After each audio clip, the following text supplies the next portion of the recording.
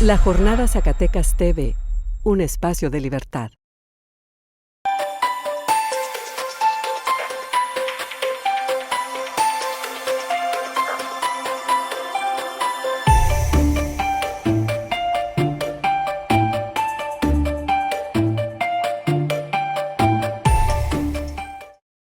Sean bienvenidos, amigas y amigos, a su programa Sinergia, este espacio de la Jornada Zacatecas para el análisis de la cultura, la política y la sociedad.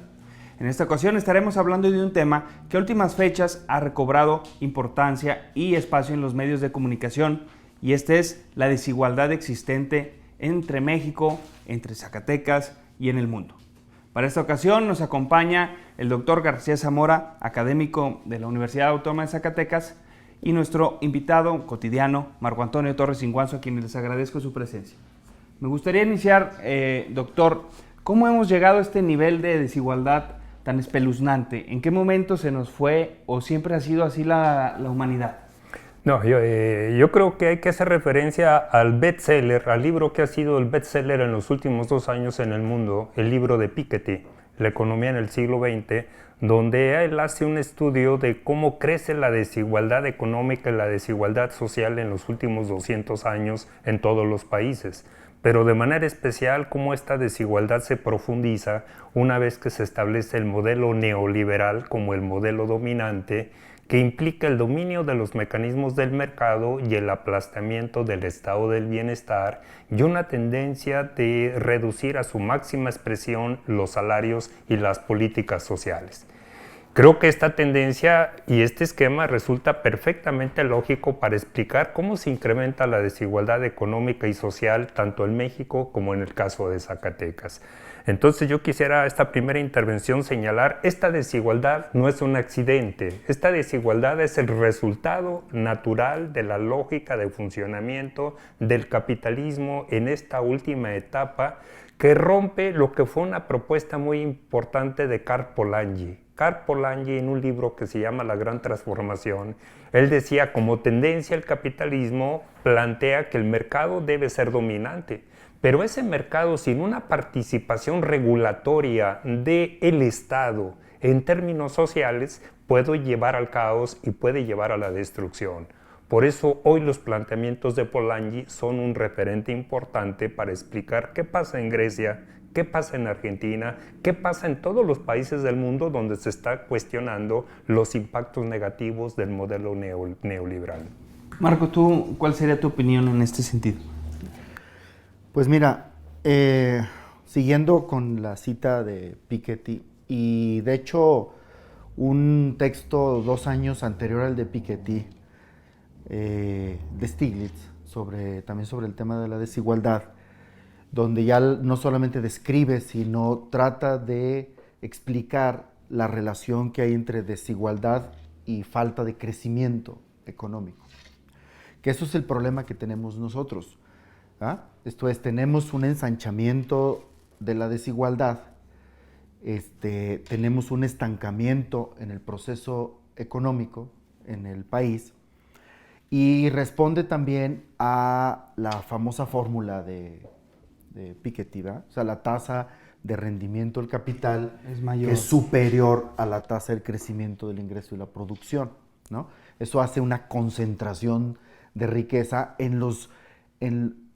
generalmente dividimos la población en 10 o en 100 grupitos, ¿no? Entonces, cuando dividimos la población en 10, el 10% más rico, o en 100, que ponemos el 1% más rico, que tiene estas proporciones enormes de riqueza. Lo que dice el informe de Oxfam, que es, yo puse por ahí una publicación que eso parece literatura fantástica, en donde el 1% se apropia del 21% de la riqueza y el 10% se apropia del 64% de la riqueza. ¿Eso qué significa? Que el 90% restante se tiene que repartir el 36% de la riqueza que queda, ¿no? Entonces, y eso cada vez es menos, ¿no? La cobija es menos, porque el crecimiento de los ricos es mucho mayor, ¿no? Así va creciendo, ¿no? Tiene un ritmo de crecimiento, pero la economía en su conjunto no crece. Pero entonces la economía en su conjunto no crece, pero ellos sí crece su poder económico. Entonces se coincide que la desigualdad es un ente o va pegado junto con el capitalismo, ¿no? ¿Cómo salir de esta espiral desigual, doctor? ¿Qué se requiere hacer? Quizás desde Zacatecas, no sé si se puede hacer o tiene que ser una acción nacional o global. Yo creo que la reciente experiencia de Grecia es un testimonio de pedagogía social mundial. Cuando un pueblo dice basta, no podemos seguir siendo explotados por el capital financiero. Y en este sentido, la hija de Karl Polanyi, que se llama Karl Polanyi, tiene un artículo que se llama De la gran transformación a la gran financiarización. Y ella dice, este capital especulativo mundial lo que ha hecho es deprimir, achicar, aplastar el mundo de la producción, el mundo del trabajo, el mundo del empleo, y por otra parte establecer una pirámide creciente de deudas a partir de las cuales se da esta montaña de la acumulación mundial y que ha generado una enorme fragilidad en la economía planetaria prácticamente. Entonces, cuando se plantea qué alternativas hay que hacer, hay que ir a las referencias de la historia. Frente a la crisis del 29-33, que ha sido la crisis más importante del mundo, la respuesta fue una salida keynesiana del Estado tiene que intervenir masivamente con una inversión pública generadora del empleo. Después de la Segunda Guerra Mundial, diríamos la época dorada del capitalismo de posguerra, es el estado del bienestar, financiado por el Estado, financiado por los contribuyentes, donde el mundo especulativo estaba acotado por la reglamentación de los estados a nivel mundial, lo que permitió que se diera este estado del bienestar, especialmente en las economías desarrolladas, y que trató de copiarse guardando las proporciones en países como México, como Brasil, como Portugal, como España. Hoy realmente los planteamientos de Krugman, los planteamientos de Stiglitz, que son de los economistas progresistas más renombrados en el mundo, dicen la única salida es planteamientos de tipo post-keynesiano. El Estado tiene que regular la economía. Y sigue vigente el planteamiento de Polanyi. Si se deja el mercado sin ningún control, este mercado nos está llevando realmente a un estallido planetario en términos económicos, en términos sociales y en términos ambientales. Marco, ahí, ¿cómo le ves la salida a esta tremenda desigualdad existente? Bueno, voy a citar, la consideración entre el estudio de Piketty y el informe de Oxfam, ambos tienen también un supuesto que me parece que es el fundamental. Dice Piketty, la historia de la distribución de la riqueza es profundamente política, no se debe a mecanismos económicos autónomos. Entonces no hay como mecanismos de la economía autónomos que por sí mismos funcionan y sino que se deben a formas y a construcciones y a correlación política. De lo que decía el doctor García Zamora en lo que fue el estado de bienestar europeo, pues tenían una desigualdad funcional más o menos equilibrada, porque también había una correlación política en donde el trabajo, a través de los grandes sindicatos, tenían un peso político al interior del Estado, ¿verdad? Y la forma en cómo se conformaba el poder del Estado. Cuando eso se elimina, entonces, y las izquierdas, o centro-izquierda, por un lado se desprograma, en el caso de México, ahí tenemos una especie de izquierda desprogramada y una izquierda social una izquierda social que huye de la lucha por el Estado. Entonces entra en su lugar y estos grandes poderes fácticos, los grandes poderes económicos, se apropian, capturan al Estado y desde ahí van manejando la economía a su conveniencia, de tal manera que recordemos que en el propio informe de Oxfam señala que las 4 grandes fortunas del país se debe a recursos de origen público. Entonces se apropiaron de algo que era público, se lo adueñaron y a partir de ahí hicieron sus grandes fortunas. Entonces, esto significa que debemos de entender esta correlación política que se va a expresar en el Estado y en las políticas que este Estado eche a andar. Mira, un dato. En el caso de la desigualdad funcional ahorita en México, la participación, la diferencia que hay entre la participación del capital y el trabajo en el ingreso nacional, estamos al 73 contra 27%. 73% el capital, 27% del trabajo. Eso significa, eso nos da una muestra de la correlación de fuerzas. ¿Me explico? Esto es avanzado, se han apropiado de todo eso y tenemos por otro lado un trabajo, un salario a la baja y una clase trabajadora también sin fuerza política que pueda defender sus intereses. Y entonces esa fuerza política, esa correlación política está generando impactos en la estructura de la economía. Y ven reacciones de la parte de la sociedad que pueda hacer para atrás, como en Grecia, ellos tuvieron que llegar a un nivel límite, ¿no? Por así decirlo, para decir ya basta. Pero en México ven condiciones de que pase una condición así, o de que llegue alguien como Alexis Tsipras a México. Bueno, hay que tomar en cuenta que a partir de la crisis de 1982, el Estado sufre un proceso de desmantelamiento social y un Estado crecientemente subordinado efectivamente a este capital corporativo y capital especulativo. Y el informe de Gerardo Esquivel, Desigualdad Extrema en México, que es a partir del cual estamos intercambiando nuestros puntos de vista, señala cómo hay 4 corporaciones representadas por Slim, por una parte, representada por Bayares, representada por Larrea y Salinas Pliego, quienes efectivamente incluso tendrían la capacidad de darle empleo a 3 millones de trabajadores con un salario mínimo, solamente a partir de los beneficios, sin afectar su capital. Y lo que señala el maestro Marco, estas fortunas surgen del proceso irregular de privatización de los activos de la nación.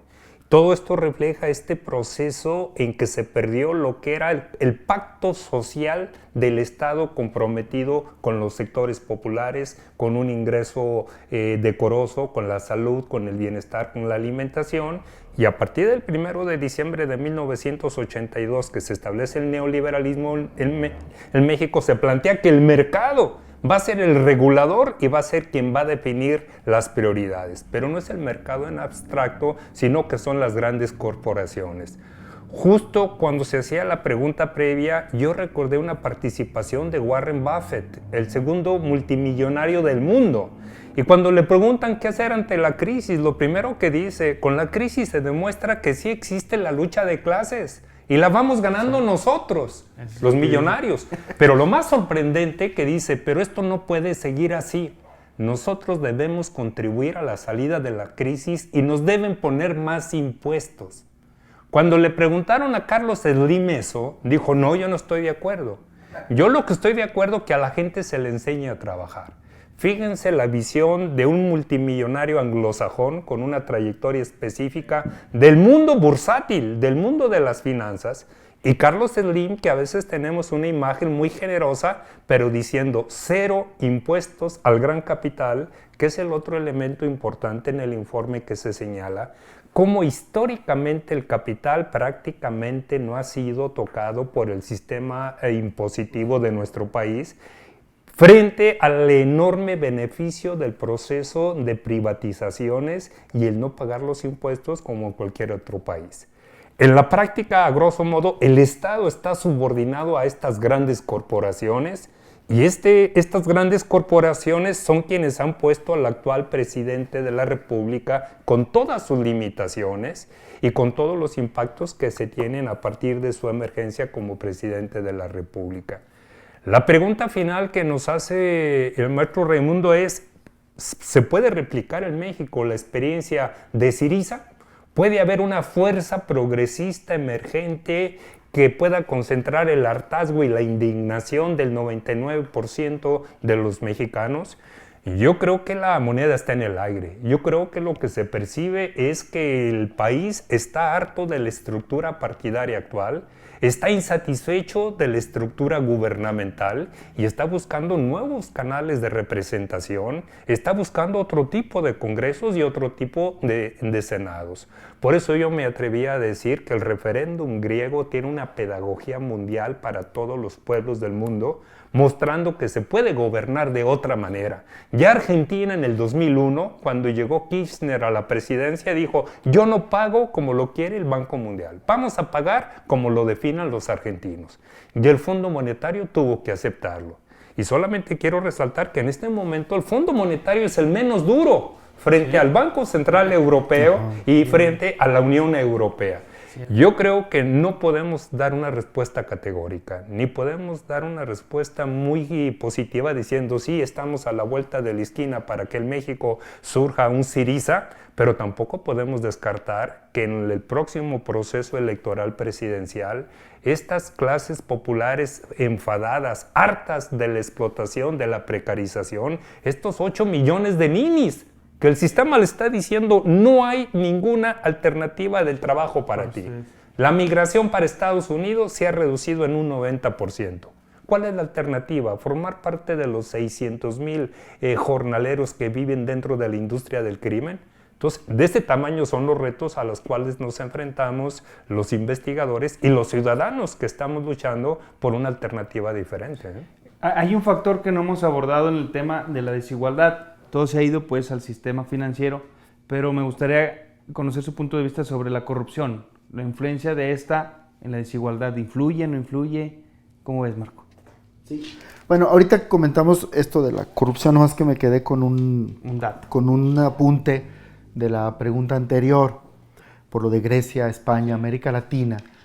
Fíjate, en América Latina tuvimos una década que está terminando ahorita, en donde se abatió de manera importante la pobreza en muchos de estos países, donde las izquierdas o centroizquierdas tomaron el control de estos países y aprovecharon los precios de los commodities y aprovecharon el crecimiento sobre todo de China, ¿ah? Se pegaron a este crecimiento de China. Ahora que está bajando ambas cosas, tanto el crecimiento de China como el precio de los commodities, pues estos países de América Latina parece que ya están en un problema. Pero tuvieron, digamos, su oportunidad y algunos de ellos la aprovecharon muy bien, como el caso de Argentina. Pero México no. México no pasó. Ahora estamos con lo de Grecia, está lo de España, que también es muy interesante, la manera en cómo los indignados finalmente se expresan políticamente en Podemos, ¿ah? Y construyen esta salida con propuestas y con programas muy interesantes, como el caso de la renta básica, ¿no? Se atreven a hacerlo, lo proponen, lo meten en el debate, lo meten a la agenda de discusión. Y México no, parece que estamos en una isla de la historia, ¿ah? Parece como que estamos en la isla de la historia, sí, ni agarramos donde tenemos, la ola europea, tenemos una clase política separada, ¿no?, del tejido de la sociedad, tenemos una izquierda desprogramada, esto es sin programa alguno, una izquierda social que huye y se arratona en su covachita de pureza, pero no tiene efectividad en su acción, y los problemas sociales en México continúan de manera sin freno, pues, ¿no? Entonces, ahora, ¿qué sujeto político podemos construir para que esto cambie? ¿Ah? Si no hay este sujeto emergente del que habla el maestro García Zamora, pues difícilmente, con un programa, y hay cosas que hacer, se pueden hacer. ¿Qué es lo que hay que hacer? Pues un gran programa maestro de una izquierda emergente tendría que ser unir un programa de seguridad social universal con estructura sendaria progresiva, ¿va? Esto es, si nosotros lográramos eso y echar a andar eso, ¿va?, las implicaciones económicas que tendría y sociales que tendría un sistema de seguridad social universal, ahorita podemos decir un poco en qué consistiría esto, con una estructura sendaria progresiva que grave al capital, ¿verdad? Porque ahorita ni información tenemos. Sí, los cálculos que hicieron ellos fueron a partir de métodos estadísticos y ¿no? O sea, hicieron carambolas estadísticas para poder sacar esos datos, porque ni siquiera información existe en México, ¿no?, sobre la medición de la riqueza, sobre la concentración de la riqueza, y todo eso está oculto. Los estudios que hacemos sobre distribución del ingreso, ¿ah?, este 1% está fuera, Sí. Pero el tema de la corrupción, me gustaría ser incisivo en eso. ¿Influye en esta desigualdad o es parte del mecanismo en México que aceita las grandes fortunas? Yo pongo el ejemplo de la madre que en San Luis Potosí fue a una papelería a comprar un cuaderno para su hija y pagó con un billete que era falso y la mandaron a las Islas María. Y hoy resultan los socios del presidente Peña Nieto y de los demás secretarios involucrados en fraudes de miles de millones de pesos que no son tocados por la mínima acción de la justicia. Y yo aquí recuerdo hace 25 años cuando el doctor Juan Castells decía: México sigue metido en una crisis profunda por 4 problemas estructurales. Por la inoperancia del sistema judicial, por la obsolescencia del sistema educativo, por lo caduco del sistema político de partidos políticos y por la corrupción en la administración pública. Hace 25 años. Estos 4 problemas, en lugar de haberse resuelto, se han profundizado en un estado mutilado, en un estado disminuido que solo obedece las directrices de las grandes corporaciones nacionales e internacionales. Marco. Fíjate que yo la corrupción ahí la dividiría en 2 tipos de corrupción. Una es la corrupción menuda, a la que luego atendemos, que las mordidas de los tránsitos y que... Esas son corrupciones menudas ahí. No, y la otra, que es la que realmente me preocupa mucho más, que es una corrupción estructural, porque responde justamente a este asunto de la captura del Estado por los poderes fácticos. Esto es, el tema de la Casa Blanca obedece, cuando sale el escándalo de la Casa Blanca, pues obedece a que salen beneficiados estos funcionarios federales, especialmente desde Peña Nieto y otros, ¿verdad? Salen beneficiados, empieza a destaparse y se deja ver, queda mostrado el mecanismo. El asunto es que ese mismo mecanismo está en la Cámara de Diputados, en donde está el lobby de las grandes empresas. Son los mismos mecanismos para evitar, por ejemplo, durante muchos años que las utilidades de la minería no se tocaran, ¿no? Y las propias reformas, ¿verdad? El caso de esta reforma laboral que es gravísima para el caso mexicano, abarata más el salario, y la imposibilidad de construir políticas que generen mayor igualdad o que impacten en la igualdad, es por esta gran corrupción que obedece a esta captura de los poderes fácticos en el Estado. Esa es la que más me preocupa, porque esta tiene dimensiones macroeconómicas, ¿no? Y yo quiero retomar este elemento del maestro Marco a partir del planteamiento de David Harvey, que es uno de los teóricos marxistas que ha explicado la dinámica del mundo actual de lo que llama la acumulación por desposesión, y que de alguna manera nos permite explicar la privatización de la Constitución mexicana, tal como se hizo por parte del gobierno de Peña Nieto y sus aliados, para privatizar la totalidad del territorio nacional y sus recursos. Y esto significa ahora institucionalizar la desposesión. Pero hay un teórico italiano, experto en modelos industriales, cuando le preguntan cuál es la diferencia entre las industrializaciones de Asia y de América Latina. Y fundamentalmente él se apellida Doshi, y él dice: la corrupción institucional en América Latina, pero no solamente en América Latina. Yo, una de las muchas fotos que salieron en internet la semana pasada en Zacatecas, el rey Felipe Peña Nieto y Miguel Alonso, se podía llamar la foto como título "Los Reyes de la Corrupción". ¿Por qué? Porque toda la Casa Real española ha sido realmente pillada, como dicen en España, metida directamente en la corrupción y como empleados de las corporaciones españolas. Peña Nieto con la corrupción hasta el cuello. Y Miguel Alonso igualmente, él, su hermano y todos los allegados a él. Y esto reflejan de una manera efectivamente a nivel de Europa, a nivel de México y a nivel de Zacatecas, la corrupción como una vía institucional de la riqueza que profundiza efectivamente la desigualdad, cuando el mundo del trabajo es algo que se ha venido destruyendo crecientemente en este modelo mundial. Y lo que se dice, este capital corporativo da empleo del 15 al 30%. Y lo vemos en el caso de México, 60% de la población en edad de trabajar está en la economía informal. Esa es la capacidad de generar empleo, 30%. Quiere decir que el resto tiene que buscar mecanismos alternativos. Y aquí la pregunta que tú hacías es efectivamente, ¿dónde está el Estado con la obligación que Keynes planteó? Es fundamental la intervención del Estado en proyectos de generación de empleo. El Estado como creador en última instancia del empleo, el derecho al empleo. Y hoy vemos que en el mundo hay la precarización. La semana pasada en España salió un dato. El 75% de los nuevos contratos laborales son contratos por semana. Y ese es el modelo por el cual está suspirando la burguesía rapaz mexicana.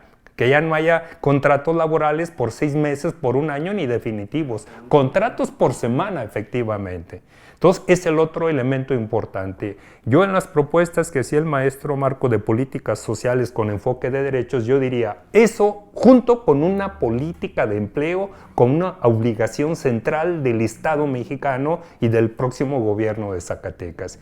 Y eso nos permite aterrizar al caso de Zacatecas, que el principal problema en Zacatecas sigue siendo la falta de empleo y el tema de la inseguridad. Y no hay ninguna propuesta seria ni para lo uno ni para lo otro. Y en este sentido de los destapados, ¿no? Ya hemos abordado, bueno, el tema de la desigualdad desde el modelo económico, nivel internacional, y en Zacatecas, ¿cómo se puede hacer algo? Porque a veces este monstruo de la desigualdad es un problema tan global que dicen, bueno, pues es que en Zacatecas es una cosa así, ¿no? Chiquita, de 1 millón, un poquito más de habitantes y el otro 1 millón en Estados Unidos. ¿Hay opciones de hacer cosas distintas en Zacatecas que se vean reflejadas en la población? Marco, doctor. Mira, el asunto es que hasta ahorita, en consonancia con lo que dice el doctor García Zamora, el Estado, en lugar de evitar o atenuar los mecanismos del mercado, ¿verdad? Regular el mercado, así como bien lo dice citando a Polanyi, ¿verdad? En vez de eso, se constituye en actor impulsor de la desigualdad. O sea que el propio Estado provoca la desigualdad. Las políticas de Estado que provocan la desigualdad. No solamente es omiso, sino que actúa en sentido inverso. Eso es muy grave. O sea, estos programas sociales no sirven. El 56% de los programas federales son regresivos. O sea, no sirven. Ahí está la respuesta. ¿Me explico? O sea, el 56% de los programas federales generan un mecanismo de desigualdad. Entonces, mientras eso no se modifique, o sea, mientras no se modifique la manera de conducir al Estado, pues esto va a continuar porque el propio Estado está construyendo. Entonces aquí, la ¿qué tendría? desigualdad. ¿Modificar sus programas sociales? ¿Qué más? ¿Hacer políticas progresivas? Sí, universalizadas. Por ejemplo, ¿pero se puede desde Zacatecas o...? Quieren combatir la pobreza y focalizan en un país en donde el 60% de la gente está en pobreza y quieren focalizar, ¿no? Desde una perspectiva teórica eso es absurdo. O sea, ¿cómo vas a focalizar gran cruzada, cuando tu universo es amplísimo? La cruzada contra el hambre, pues, es inútil. ¿O es paliativa? No. Es un paliativo que no va a resolver grandes cosas. Esto es, de hecho, la cruzada contra el hambre está mal diseñada, ¿no? Tiene en sus objetivos, está hecho sobre un enfoque de seguridad alimentaria y en su implementación es un enfoque de los indicadores de marginación que vienen de CONAPO. Bueno, ¿y el programa SUMAR, esta joya del gobierno diseñado. Del Estado, funciona o no funciona? No, el SUMAR no sirve, no existe, ¿no? Yo fui a buscar el documento del programa SUMAR, el documento justificatorio de diseño del programa, y no existe. ¿Ah? Fui a la Secretaría Técnica de la entonces CEPLADER, vengo a ver si tienen el programa SUMAR, y no existe. Y además tiene, y lo que existe de las 7 hojitas que nos entregaron, tiene problemas metodológicos gravísimos, ¿verdad? Confunde indicadores con causas y, o sea, está Ya. mal, muy mal hecho. ¿Por qué? Porque no les preocupa. Es un asunto de reproducción de la reproducción política Y de los estos gobiernos, grupos, de ¿no? Es los una reproducción programas política. federales, ¿no? Punto. Sí. No Pero tiene se puede, realmente supongamos preocupación. que partimos de un nuevo gobierno, ¿qué debería de hacer, doctor, para empezar a disminuir pues la desigualdad, incrementar el desarrollo? Yo retemo mi participación inicial que la desigualdad obedece directamente a la lógica del modelo económico y que en un escenario donde el Estado se autoexcluye, la desigualdad se incrementa. Entonces el planteamiento es una propuesta económica que efectivamente genere una respuesta distinta a la que se viene hasta ahora. En 40 años en Zacatecas, ningún gobierno ha sido capaz de elaborar una política de empleo. Simplemente lo que han hecho es administrar los programas federales, todos.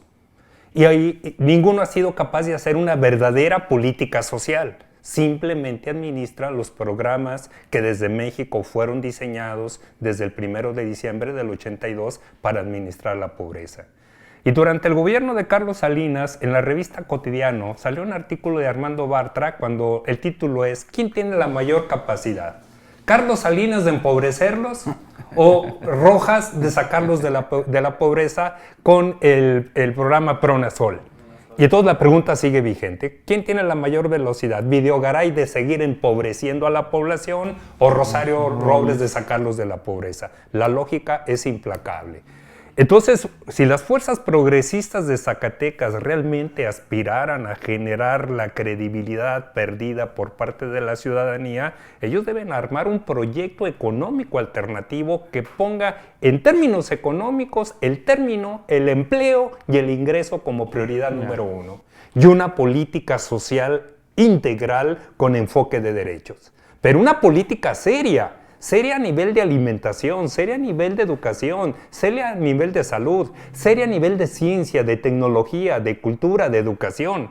Y ahí en esto último, ninguno de los gobernadores ha tenido la capacidad de captar las potencialidades de la sociedad zacatecana, de la educación, la ciencia, la tecnología y la cultura, como un nuevo soporte de la ciudadanización y de un proyecto alternativo. Y remato diciendo, ha cambiado mucho la sociedad en el mundo y la sociedad en Zacatecas. Hoy es difícil decir, vamos a hacer una propuesta solo para campesinos o solo para obreros. Yo creo que el ejemplo de Podemos en España es un proyecto de ciudadanos. De ciudadanos que se empoderan, que se apropian de su barrio, que se apropian de los hospitales y que tienen 4 años haciendo manifestaciones todos los miércoles a la hora del desayuno, aprovechando media hora para manifestarse en contra de la privatización de los servicios de salud y en contra de la privatización de los servicios de educación. Yo creo que aquí el planteamiento es quién de los candidatos que están ya en campaña, que ya se ajusta un partido de básquetbol, han tenido la capacidad de ir a los diferentes sectores de Zacatecas y tomar en cuenta cuáles son sus demandas, cuáles son sus requerimientos, y si ya las tienen sistematizadas, y si es eso lo que están compartiendo, si es eso a partir de lo cual están entablando un proceso de proselitismo para su candidatura. Hasta donde yo sé, ninguno de los autodestapados ha tenido una actitud de efectivamente ir a los diferentes sectores de Zacatecas que están aquí en la entidad y los 630,000 que están en Estados Unidos para hacer una verdadera agenda de los ciudadanos que quieren un proyecto de gobierno cualitativamente distinto. Sí, que sería lo que deberíamos de estar discutiendo, ¿no? Más los proyectos en lugar de los nombres. Pero Marco, en materia fiscal, el Estado, desde Zacatecas, los municipios pueden hacer algo porque, bueno, en el reporte de Oxfam menciona algunas cuestiones de herramientas fiscales de recaudación que se pueden implementar desde el municipio hasta los estados. Recordemos que aquí, por ejemplo, al que algunos lo celebraron, pero se quitó la tenencia, ¿no? Un impuesto de los más progresivos que existe. ¿Qué podríamos hacer ahí, Marco? Mira, el asunto está en que de entrada tenemos que generar una presión fuerte de donde vienen la mayoría de los recursos a Zacatecas, ¿no? Es el de recursos federales, porque la captación ahí de impuestos es muy baja, seguimos en el 10% del PIB, ¿no? Tendríamos que aumentarlo y ver el proceso de distribución que fuera progresivo. Y aquí en Zacatecas, pues tendríamos que entrar en un proceso de creación de riqueza y a partir de esa creación de riqueza generar recursos específicos para programas y proyectos específicos de desarrollo en Zacatecas. Esto es vincular los procesos de creación de riqueza con la captación de recursos bajo esquemas ya muy dirigidos, lo cual ahora mismo pues no existe, ¿verdad? Tenemos un campo destruido, tenemos una estructura de mercado laboral heterogéneo totalmente en desventajas para la población, etc. Entonces, tendría que haber toda una refundación del Estado, ¿verdad? Está como esencialmente dañado, eso está profundamente dañado. Y este asunto de dividir la política social en la política económica, ¿verdad? Esto es, no puedes seguir dividiendo política social y política económica sin procesos clarísimos de coordinación. Y también los enfoques focalizados, ¿verdad? La ENIG, la Encuesta Nacional de Ingreso y Gasto, nos dice que la tercera parte de la población pobre está fuera de oportunidades, ¿verdad? Entonces no están, hay un error de inclusión, ¿verdad? Muy importante. De tal manera que necesitamos aspirar a la pensión universal o al seguro universal de salud o al ingreso mínimo universal, ¿verdad? Donde ya técnicamente podemos atender que es perfectamente financiable un ingreso mínimo universal, pero no con impuestos al IVA, como en el caso del seguro universal que plantea Levy, ¿no? Donde dice eso es con impuestos al IVA, porque eso es financiarlo con impuestos al consumo, que no es lo más conveniente porque tenemos lo del capital, ¿no? Doctor, en esas herramientas fiscales que tenga Zacatecas y México para ir... Eso nos lleva a la estructura económica del Estado. ¿Cuáles son las principales actividades económicas? Y vemos que en la propuesta de Miguel Alonso es una propuesta que le apuesta a las grandes corporaciones transnacionales de la minería y a las maquiladoras como la supuesta plataforma para la modernización del Estado. Pero ni una ni otra efectivamente pagan los impuestos que deberían aportar. En el caso de la maquila, porque uno de los atractivos para traerlas después de 30 años de desfase con otras regiones, no solamente se les subsidia como a la última maquiladora en Calera con más de 20 millones de pesos en las obras de infraestructura, sino que no pagan impuestos. Aparte del tercer subsidio es contar con la mano de obra más barata inclusive que la China. Hoy la fuerza de trabajo en Zacatecas es 50% más barata que la China. Y está el tema de la gran minería, donde el aporte es de un 7.5 a partir de lo que ellas decretan como beneficio, lo que está totalmente sujeto a la manipulación de lo que ellos plantean. Y aquí los gobiernos estatales evaden su responsabilidad diciendo, bueno, ese es un impuesto federal, nosotros ya no podemos hacer nada. Pero yo creo que la CONAGO, que se ha convertido igual que los congresos en general en un elemento de decoración, en el escenario donde el PRI se convirtió hegemónico con sus partidos aliados, la CONAGO fue desmantelada. Recuerden ustedes que durante el gobierno de Fox y de Calderón, la CONAGO tuvo un mayor protagonismo porque el PAN no era un partido hegemónico y los gobernadores lograron tener un peso real en la definición de políticas. Entonces, en este caso, el tema es que la política fiscal, la política impositiva, es una función que se le ha realmente delegado al Ejecutivo, dada la poca participación del Congreso mexicano y el dominio que tiene el PRI y sus aliados. Pero eso no quita que se debería dar un debate. El hecho de que Peñasquito el año pasado se haya llevado de Zacatecas 4,000 millones de dólares de beneficio y que esté generando un enorme ecocidio con la tierra, con el agua y el desplazamiento forzado de la población, debería llevarnos a discutir en la sociedad civil, en la academia, en el Congreso y con el gobierno cuál es el costo-beneficio de que estas enormes transnacionales vengan al Estado, cuando el aporte económico es mínimo y el enorme deterioro va a ser irreversible y lo van a dejar de manera impune ante la sociedad zacatecana. Pero hay que tomar en cuenta que en este momento la deuda que no se ha reconocido del gobierno federal ya llega a cerca de 7 billones de pesos. Que el gobierno de Zacatecas tiene una deuda que equivale por lo menos al 30% de su presupuesto y que el 40% de los municipios de Zacatecas están endeudados. Es decir, pensando seriamente, deberíamos desde ahora definir cómo se va a abordar el tema de la deuda cuando el escenario es que se desplomó el precio del petróleo y el escenario es que los commodities se han desplazado a nivel mundial. Y hoy el Banco Mundial da una información: se acabó la época de crecimiento de América Latina. El riesgo es que vuelvan a la pobreza 208 millones de latinoamericanos. 4 de 10 latinoamericanos van a entrar nuevamente a la pobreza y no hay a corto plazo un escenario de recuperación. O sea que Grecia no está lejos de Zacatecas. Entonces, hoy todos somos Grecia. Sí, y efectivamente frase, el planteamiento es hoy todos somos Grecia y tiene que darse efectivamente un cuestionamiento. Y cuando yo hablaba de la pedagogía planetaria de los griegos, es decir, llevemos a referéndum el presupuesto federal del año que viene a nivel federal y a nivel de Zacatecas. Y llevemos a referéndum los presupuestos de los municipios de Guadalupe, de Fresnillo y de Zacatecas, que son los que absorben el mayor monto de recursos. Y veamos si en esos presupuestos están las prioridades que pide la población: empleo, alimentación, educación, salud y seguridad, vivienda para la familia.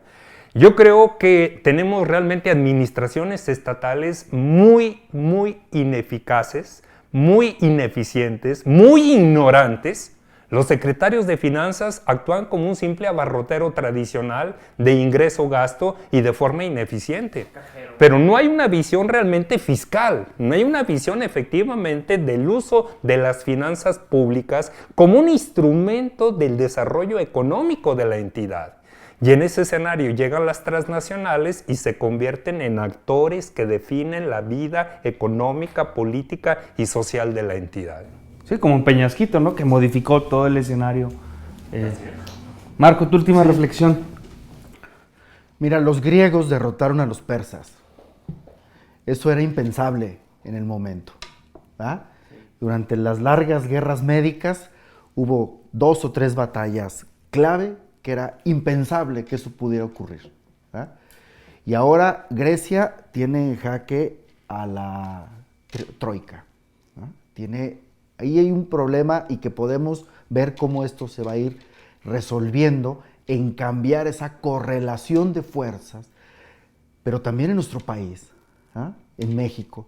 Y para eso requerimos apostar a la construcción de un sujeto político alrededor de un gran programa maestro de desarrollo de proigualdad que pueda oponerse radicalmente a esta tendencia de la apropiación de toda la riqueza y lo común, ¿ah?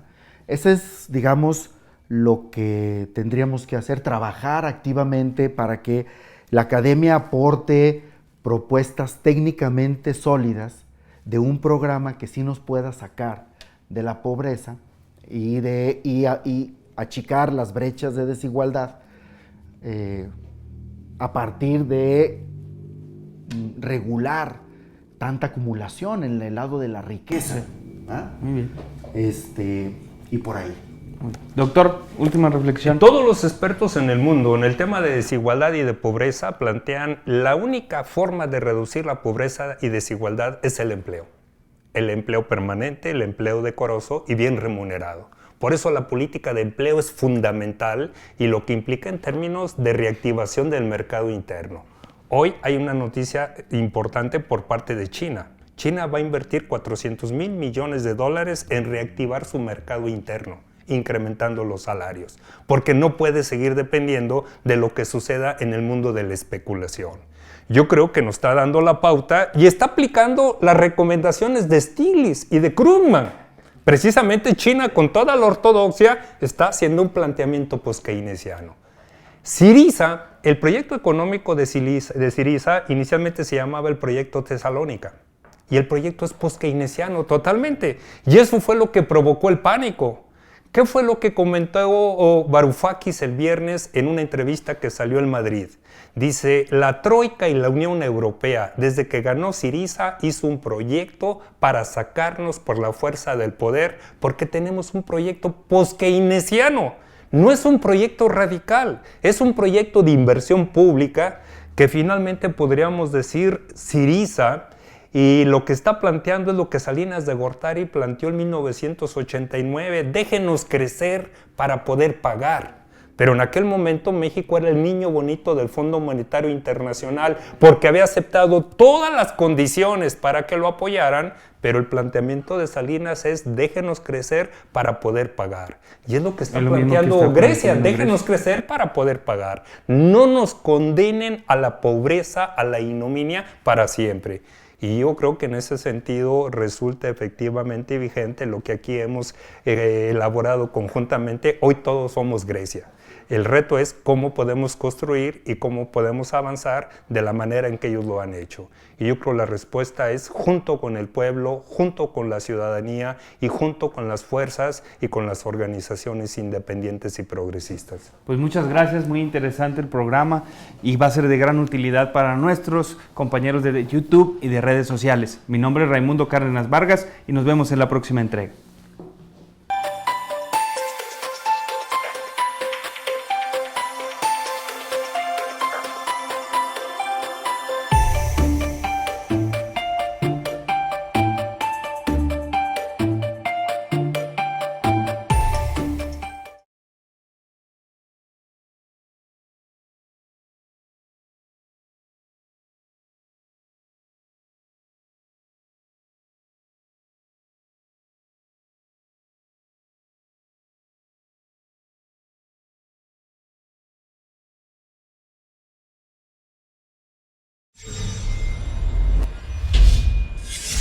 La Jornada Zacatecas TV, un espacio de libertad.